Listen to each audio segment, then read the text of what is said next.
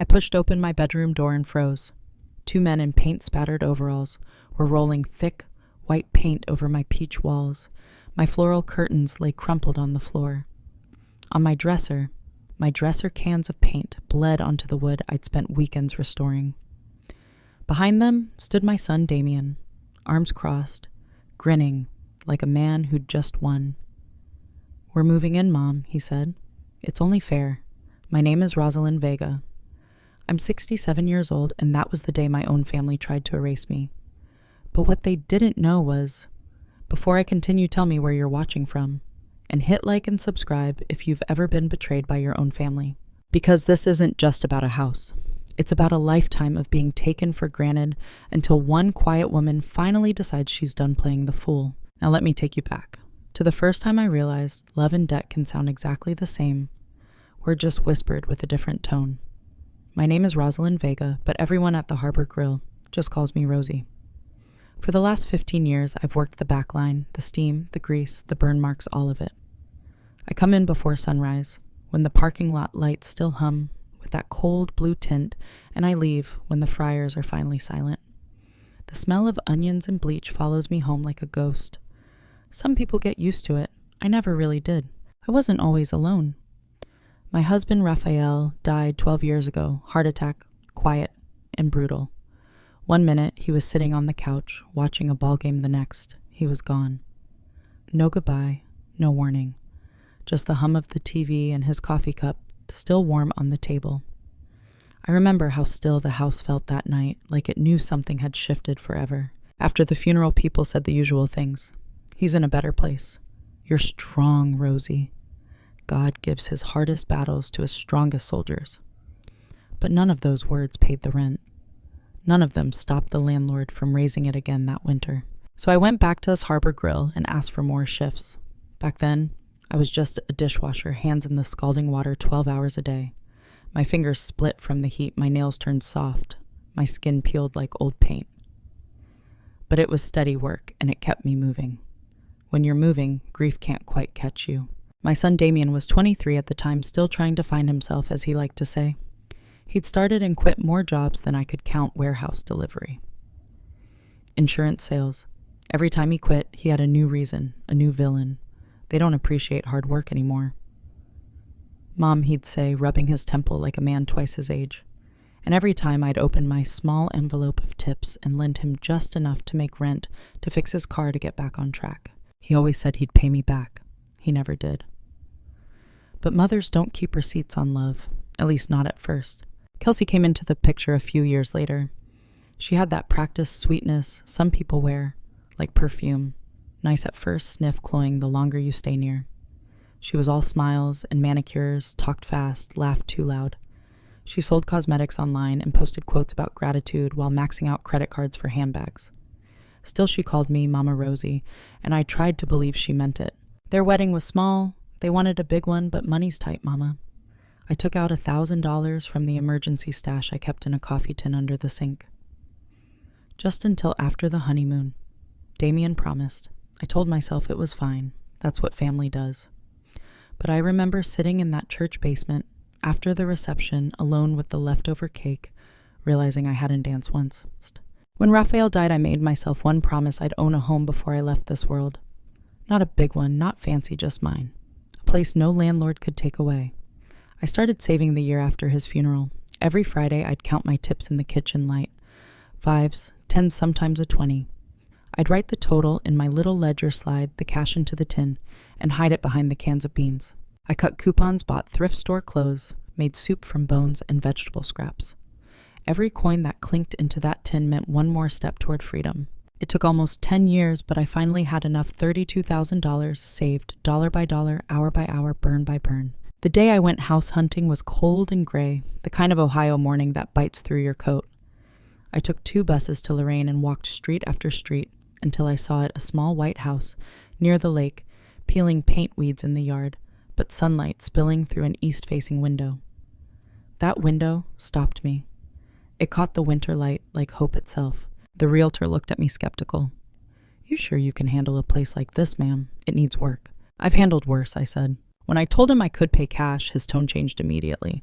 Suddenly, I was Mrs. Vega, and he was all smiles and paperwork. I signed the deed 2 weeks later. The house was officially mine. The first night I slept on the floor with a blanket and a pillow. The heat barely worked, and the air smelled like paint and dust, but I didn't care. For the first time in my life, I didn't owe anyone rent. I remember lying there staring at that window as the dawn broke, peach and gold. I decided to paint the walls that exact color, peach, soft, warm, alive. It reminded me of the sunrise Raphael never got to see. I didn't know it then, but that color would become a battlefield one day. I worked every weekend painting, scrubbing, fixing. My hands ached, my knees cracked, but I felt alive. The neighbors nodded politely when they passed. One of them, Mr. Whitaker, an old mail carrier with a voice like gravel, waved at me from his porch. "You fixin' it up yourself?" he asked. Every inch, I said proudly. "Good. Means you'll take care of it better than the last folks." He had a Ring camera on his front door. I didn't know then how important that little detail would become. When the kitchen faucet broke, I called a handyman named Deshaun Miller. Big guy, kind eyes, worked cheap but thorough. He showed me how to fix small leaks myself, said I reminded him of his mother. Sometimes he'd stay for coffee after finishing a job, talking about his kids, the Browns' losing streak, or whatever nonsense filled the local news. He was the one who told me about a good lawyer, just in case someone ever tries to mess with you, Miss Rosie. I laughed back then. Who'd mess with me? I seen things, he said. Family'll do worse than strangers when money's on the table. I thought he was exaggerating. Damien and Kelsey came to visit the first month after I moved in. They arrived without calling. Of course, Kelsey's heels clicking down the hallway before I could even offer coffee. "Oh, Mama, this place is so quaint," she said, her eyes scanning the furniture like an appraiser. "But don't you think it's too much space for one person?" I smiled. "Not for me. I earned every square foot." Damien chuckled. "We're just saying, Mom, maybe one day we could expand. Build something together. Family property." I didn't like the way he said family property.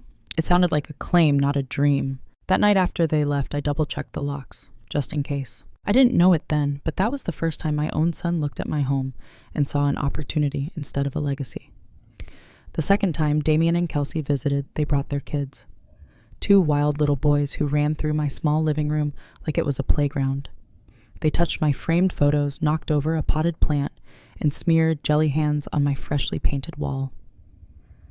I didn't say a word, just cleaned it quietly after they left. But I remember the way Kelsey sighed dramatically while glancing around. "Mama, this house could be so much more if you let us help. Damien could fix that backyard. We could make a play area for the boys. I like my garden just the way it is," I said. She smiled that tight smile that doesn't reach the eyes. "Of course. You always like things your way." After they left, I stood in the doorway staring at the muddy footprints on my peach tile. I'd worked too hard to make this place mine. But for the first time, I felt like a guest in my own home. At the Harbor Grill, life went on in its steady rhythm of grease, steam, and chatter. Mariah, my shift manager, was younger than my son, but sharper than anyone I'd met. "Rosie, when are you going to take a day off?" she teased one morning while slicing onions beside me. "When the rent stops needing paying," I said. "But you own your house now." "Exactly, which means the bills don't stop." She laughed, but I meant it. Every hour I worked was another layer of protection. Another day I didn't have to depend on anyone, not even Damien. Around that time, Damien started calling more often. Not to ask how I was, but with that slow, deliberate tone that meant trouble. "Mom, I hate to bother you, but we've hit a rough patch." I knew the pattern by heart. It always began with a sigh, then the story, an unexpected expense, an unfair boss, an unlucky break, and ended with a loan. "How much this time?" I asked, already defeated. "Just $800. Rent's late and the car needs brakes." "I'll pay you back next month." Next month never came. I told myself it was fine. He was my son. But when I opened my kitchen drawer one night to record the loan in my ledger, I saw the bill shrinking faster than I liked. I started hiding money in different places, a sealed envelope. Behind the flour canister, a few hundreds taped under the dresser drawer, some rolled inside an old thermos. Not because I didn't trust him, but because I didn't trust what he might become. It wasn't until the holidays that the real cracks started showing. Thanksgiving that year, I cooked everything myself: turkey, stuffing, mashed potatoes, pumpkin pie. Damien and Kelsey arrived 2 hours late, arguing in the driveway, loud enough for the neighbors to hear. Inside, Kelsey looked around and said, "Oh, Mama, you really should think about repainting. These colors make the house feel dated." I smiled thinly. "They make it feel like home." She poured herself wine without asking and whispered to Damien, thinking I couldn't hear. She could sell this place for at least 60 grand easy. Damien didn't answer, but he didn't disagree either. That night after they left, I couldn't sleep. The wind off Lake Erie howled against the siding, rattling the old windows. I sat at my kitchen table, flipping through my worn ledger, the one where I'd tracked every dollar since the day I started saving. My hands shook a little, not from age, but from something deeper fear. The fear that all my years of sacrifice could be wiped away by my own blood. Still, I kept working. I fixed things myself when they broke. When the bathroom pipe leaked, I spent 2 nights watching repair videos before crawling under the sink with a wrench. When the roof dripped during spring rain, I climbed up there alone, sealing it with a tube of caulk from the hardware store. My neighbors said I was crazy. I said I was free, but independence has a cost. One Saturday, while I was scrubbing the kitchen floor, there was a knock at the door. It was Kelsey, no Damien this time. She had a grocery bag in her arms and that rehearsed smile on her lips. "I thought I'd come help you cook, Mama," she said, stepping inside before I could answer. I should have said no. I should have trusted my gut, but I didn't want to seem rude. She made small talk while I chopped vegetables, wandering around the kitchen, opening cabinets, humming to herself. Later that night, after she left, I noticed my spare key, the one I kept on a hook near the fridge, was gone. I searched everywhere, but it had vanished. I told myself I must have misplaced it. Maybe I had, but deep down something told me otherwise. A week later, I came home from work to find the curtains in the living room pulled aside and the window slightly open. Nothing was missing, but the air smelled faintly of Kelsey's perfume, sweet and artificial. I didn't tell anyone. I just replaced the locks quietly and bought a small motion light for the porch. Mr. Whitaker, my neighbor, noticed and nodded approvingly. "Smart move, Rosie. Can't be too careful these days." He didn't know how right he was. Then came the day I found out they'd opened a joint credit line in my name. The letter came from the bank addressed to Rosalind Vega and Damien Vega. My heart sank. I marched down to the branch and demanded an explanation. The clerk showed me the application complete with my forged signature. When I called Damien, his tone was defensive, not guilty. "Mom, relax. It was just for a short-term balance transfer." I was gonna fix it. "You used my name without asking me," I said, my voice trembling. "It's family," he said flatly. "We help each other." That word again, family. I hung up without another word. That night I pulled out my coffee tin, my envelopes, my ledger, and for the first time I cried over them. Not because of the money, but because of what I finally understood. They didn't see me as a mother anymore. Just a resource. But fate has a strange way of offering allies when you least expect them. 2 weeks later, Deshaun stopped by to fix a faulty outlet. "You look tired, Miss Rosie," he said gently. I told him everything, how they'd forged my name, taken my key, how I couldn't sleep anymore. He listened quietly, then handed me a business card. "Angela Park, attorney at law. She helped my aunt when her son tried something similar," he said. "Just talk to her. No harm in knowing your rights." That night I placed the card on my nightstand. The edges glowed faintly in the lamplight like a tiny shield. I didn't know it yet, but that card would become my salvation. The next morning I decided to call Angela. Her voice was calm, measured, professional. She listened without interrupting. When I finished, she said, "Mrs. Vega, what they're doing is called elder financial exploitation. But you're not powerless. Document everything, every call, every visit, every missing item. Don't confront them yet. Just observe." So I did. Every evening, I wrote in my notebook, dates times what was said. Who came by? I took pictures of every small change in my house, things moved, drawers, open, lights left on.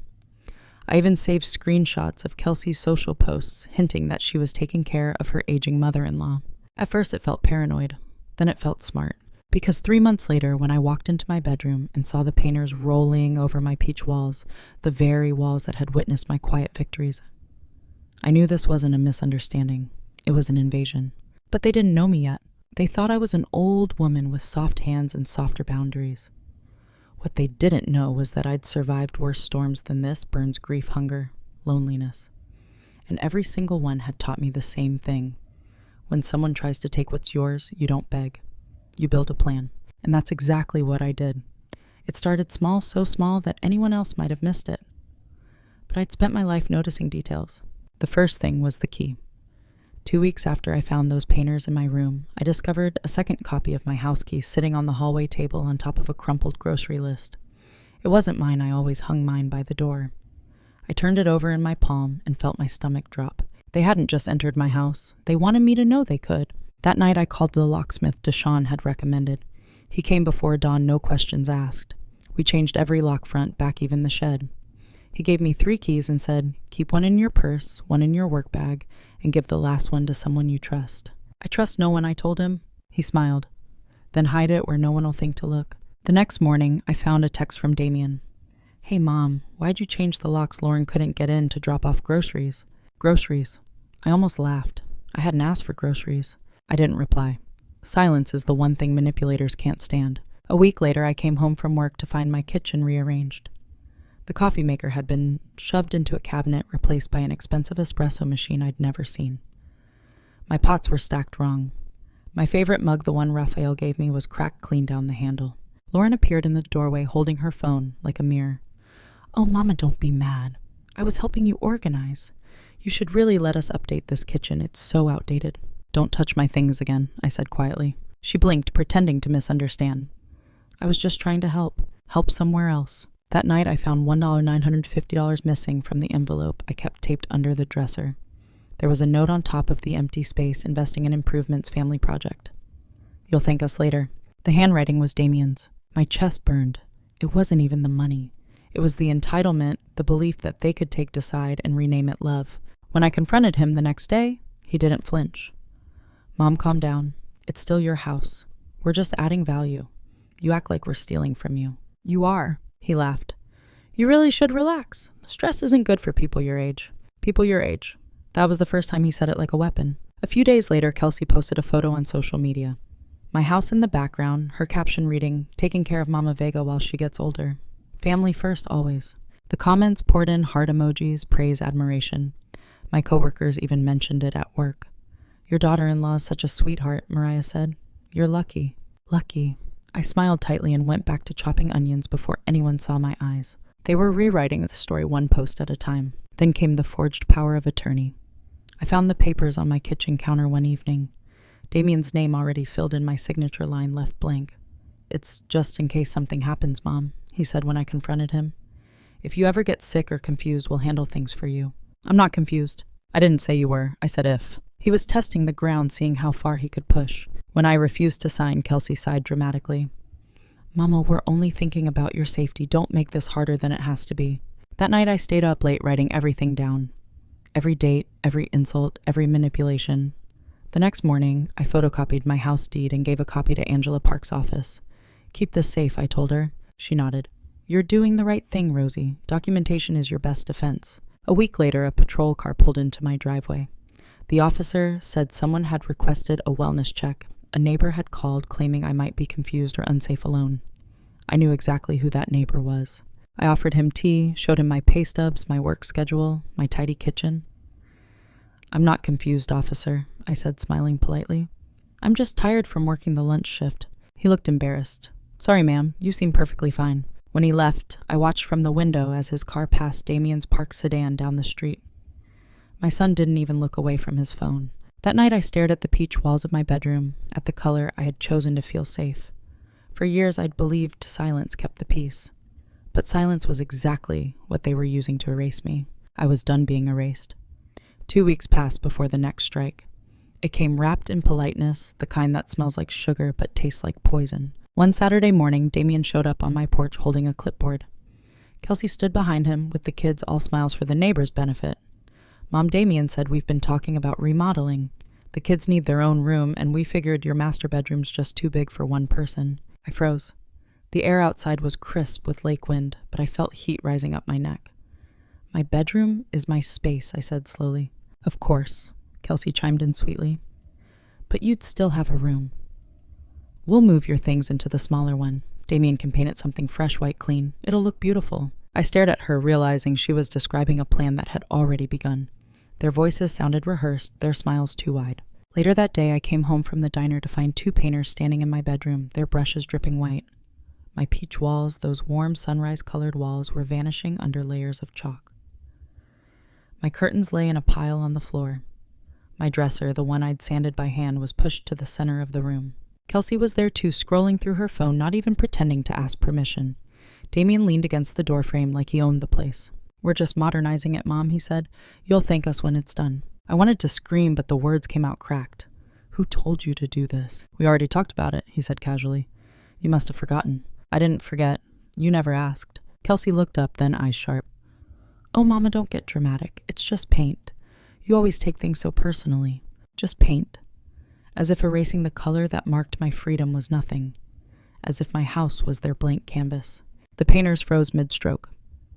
"Ma'am," one of them said nervously. "Should we stop?" "No," Kelsey said, waving them off. "We already paid?" That was when I knew. They'd used my money. I didn't sleep that night.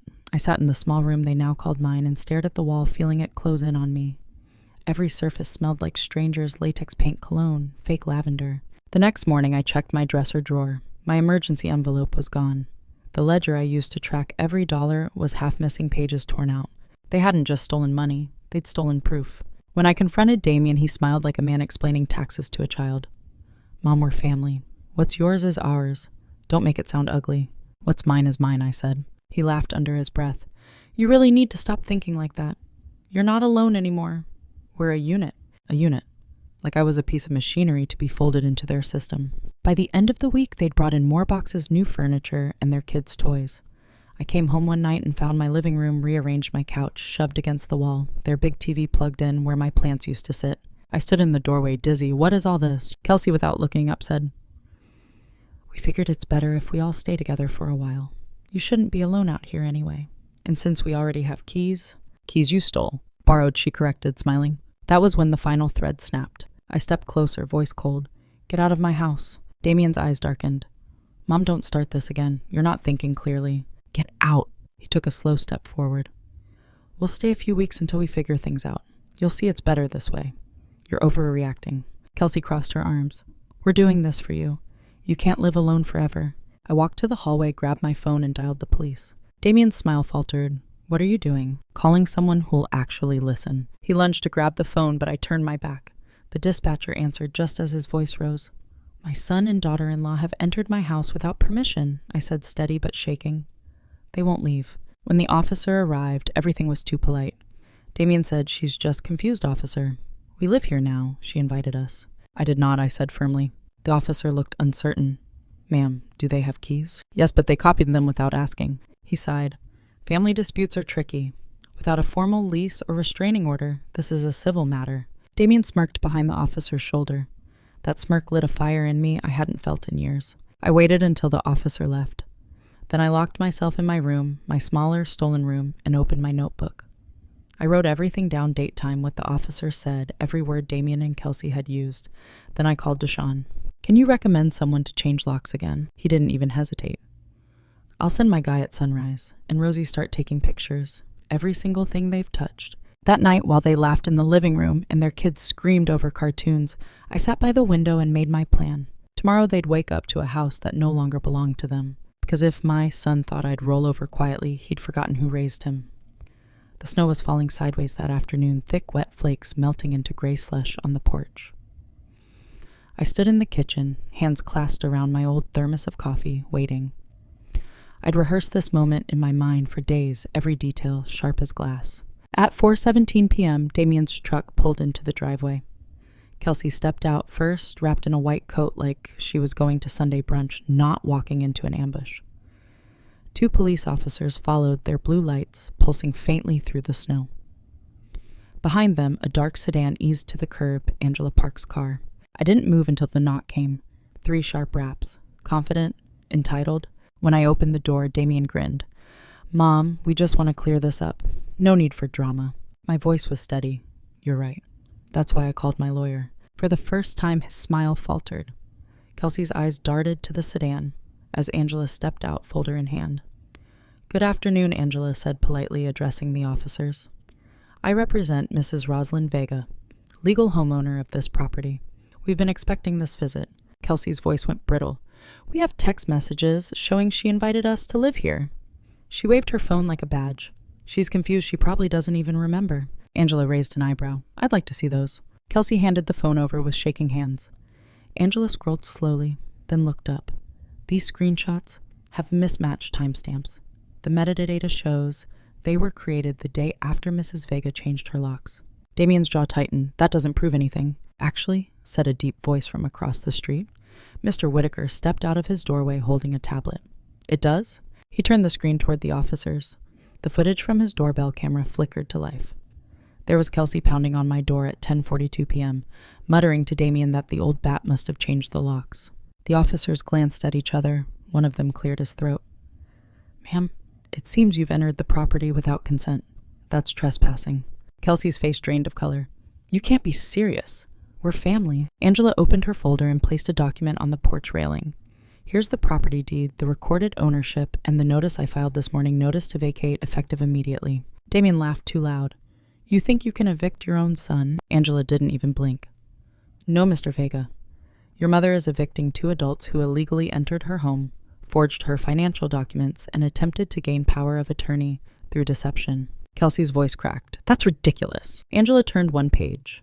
We also have a record of the forged credit line complete with handwriting analysis and a statement from the bank manager confirming the mismatch in signatures. I spoke then quietly. You should have remembered Damien and I worked with numbers my whole life. You can fake my name, but not my handwriting. The silence that followed was heavy, broken only by the sound of snow hissing against the porch light. One officer stepped forward. Sir, ma'am, you'll need to collect your belongings under supervision. We'll give you an hour. Kelsey's lips trembled. This is humiliating. I tilted my head slightly. No, dear, this is accountability. They brushed past me, shoulders rigid, gathering boxes and clothes. The children cried confused. I watched from the kitchen doorway, every movement etching itself into my memory. The crash of their picture frames hitting the floor, the soft hiss of the heater, the way Damien refused to look me in the eye. When they were done, Angela handed over a final envelope. This includes the formal warning any further contact or defamatory statements online will trigger a harassment claim and police report. Damien snatched at, eyes blazing. You'll regret this, Mom. I met his glare. No, I regret waiting this long. He opened his mouth again, but Kelsey tugged his sleeve. Let's just go, she hissed. They're watching. The officers followed them outside their body cameras, blinking red. Boxes piled into the truck bed, snow soaking through cardboard. Kelsey tried to cover her face as Mr. Whitaker filmed from across the street, not out of malice but record. Proof. When the truck finally pulled away, I felt the quiet settle, thick, deep cleansing. The kind of quiet that follows a storm when you realize the house is still standing. Angela turned to me. You did everything right, Mrs. Vega. Documentation saved you. I nodded. I just wanted peace. You've earned it, she said softly, gathering her folders. But remember, people like that don't stop easily. Stay vigilant. When she left, I stood in the doorway, watching the tire tracks fade under fresh snow. My hands were shaking, not from fear this time, but from release. Inside the walls were still half white, half peach, an unfinished wound. I ran my fingers over the line where the new paint met the old and whispered, You almost let them erase you. Then I smiled cold and steady. Almost. The next morning I took down the no visitors, after 9 p.m. sign from the door, and replaced it with something new. 2 words written in thick black ink. Private property. It wasn't just a warning, it was a declaration, because for the first time in years, this house, every wall, every scratch, every creak, belonged only to me. The next few days felt strange too, still like the house itself was holding its breath.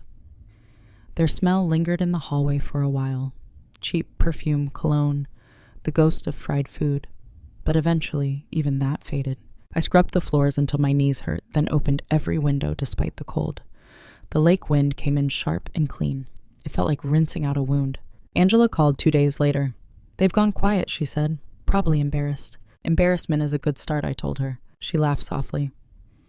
You know most people in your situation crumble. You built a case like a prosecutor. I just wrote down the truth, I said. People lie louder when you stay quiet. But paper doesn't forget. After we hung up, I made tea and sat at the kitchen table, the same one Damien had once slammed his hand on, demanding my paycheck. The grain of the wood was rough beneath my fingertips. I traced it like a scar. Then the mail came. A thick beige envelope with no return address. Inside was a handwritten letter from Damien. Mom, it began. We made mistakes. Kelsey's gone for now, and I've been thinking about how things got so bad. Maybe we can start over. You could give me a spare key just in case something happens to you. I'm still your son. At the bottom, he'd tucked in a folded check for $500 signed in shaky ink. A peace offering, or maybe a test. I stared at it for a long time, the way you stare at something you've already decided to destroy. Then I walked to the stove, turned on a single burner, and fed the letter to the flame. The paper curled, blackened, disappeared. The check followed. Smoke drifted upward, faint and gray, dissolving into the light of the morning sun, spilling through the kitchen window. That window faced east, the same direction Raphael used to watch the sunrise before work. For the first time in years, I didn't feel small standing in that light. Later, Sister Sophia arrived from Columbus with a folder of old papers. Raphael's insurance rider, she said. Turns out you were the beneficiary all along. It matured last year. I smiled, so he left me one last gift. Looks that way. The folder felt heavy like closure. I tucked it beside my ledger labeled House Records, the one Damien would never touch again. That night I wrote one last line in my notebook. They thought they took everything from me. But they only reminded me what was mine to begin with. If you've ever been made to feel like a guest in your own home, this story was for you. Because sometimes family isn't the people who share your blood, it's the ones who respect your boundaries. I'm Rosalind Vega, and I learned that peace doesn't come from keeping quiet. It comes from standing tall, even if your voice shakes. Tell me where you're watching from and hit like if you've ever had to reclaim what was already yours. And remember, if you've ever felt like the outsider in your own family, subscribe. This story isn't over.